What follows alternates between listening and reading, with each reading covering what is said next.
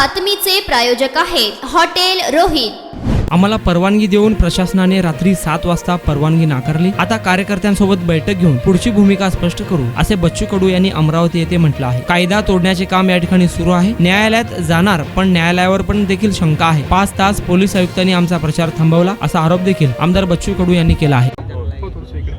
मला आता टी.एन. शेषनची आठवण येतं। टी.एन. शेषन जर एक अधिकारी चांगला असता यावेळेस, तर आज पर्दाफाश झाला असता या अतिरेकी कारवाईचा। एक अधिकारी चांगला असणं, एक लोकप्रतिनिधी चांगला असणं या देशाला किती महत्त्वाचं ठरतं, त्याचं प्रत्यक्ष आता आपण पाहतोय उदाहरण आपल्याला पाहायला भेटतं।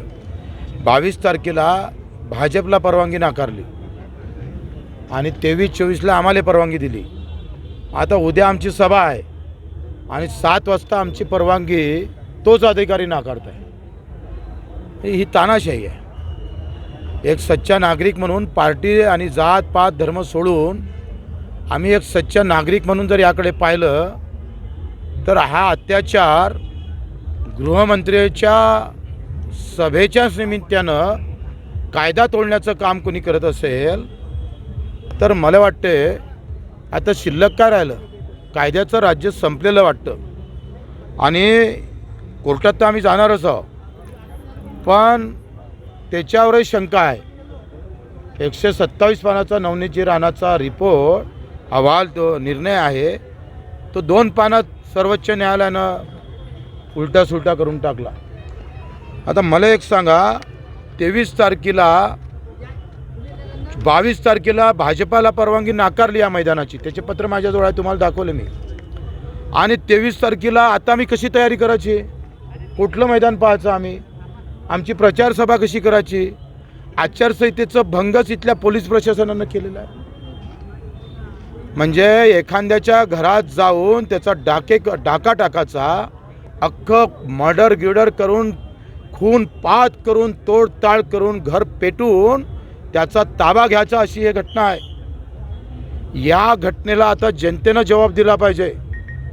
जनतेच्याच न्यायालयात याचं उत्तर आम्हाला भेटलं पाहिजे, अशा जनतेकडून अपेक्षा करतो आहे। या सगळ्या संदर्भात आता पुढची भूमिका, कारण 5 तास आमची प्रचार या पोलीस आयुक्तांनी थांबवला, इथल्या पोलिसांनी थांबवला आहे। हा आचारसंहितेचा भंग झालेला आहे। या सगळ्या संदर्भात सगळं पूर्ण आम्ही रेकॉर्डवर घेत आहोत आणि या सगळं आम्ही कोर्टात जाऊन याच्या विरोधात आम्ही लढणार आहोत। दूध का दूध, पाणी का पाणी आम्ही करू। प्रशासनाचा हा प्रहार कसा झेलणार प्रहार संघटना? आम्हाला ते सवय आहे, पण ही निवडणूक अतिशय शांततेनं होणं, त्याची जबाबदारीसुद्धा आमची आहे। याचा व्यवस्थित प्लॅन आहे राणाचा, का उमेदवार आणि बच्चू कडूला लाठीचार्ज करायचा किंवा असं वागून आम्हाला अटक करण्याचा प्लॅन होता। आज आम्ही व्यवस्थित शांततेनं घेतलं म्हणून ते ठीक आहे, पण आम्ही रागात येईल, जबरदस्ती करू आणि आम्हाला अटक करण्याचा प्रयत्न होईल। आम्हाला आमच्या हातून काहीतरी कृत्य घडलं जाईल आणि आम्हाला अटक करून हा कायमचा बंदोबस्त करण्याची व्यवस्था राणानं इथं केलेली होती। राणाच्याच म्हटल्यानं इथलं पोलीस आयुक्त पोलीस कार्यकर्त्यासारखं कारवाई करत आहे, हे अख्ख्या महाराष्ट्राला माहीत पडलं आहे। आणि महाराष्ट्राची जनता याचं उत्तर मतदानातून दिल्याशिवाय राहणार नाही, असे पूर्ण विश्वास मला जनतेवर आहे। आता आमच्या काही आंदोलक भूमिकेमुळे काही वाईट होऊ नये याचाही आम्ही विचार करतो आहे।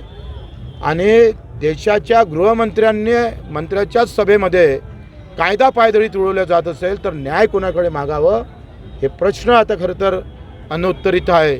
आणि मग त्यासाठी आम्ही जनतेसमोर जाऊ। थोड्या वेळात अर्धा 1 तासामध्ये आम्ही कार्यकर्त्याची बैठक घेऊ आणि समोरचा निर्णय जाहीर करू।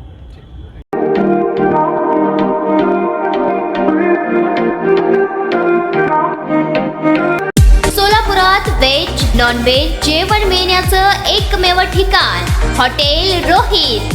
चवीला टेस्ट, हॉटेल रोहितचे जेवण बेस्ट। बर्थडे पार्टी, कार्यक्रम, विविध पार्टींचे ऑर्डर्स ही स्वीकारले जातील। ग्राहकांसाठी खास पार्सलची सोय। आमचा पत्ता हॉटेल रोहित, दादर रस्ता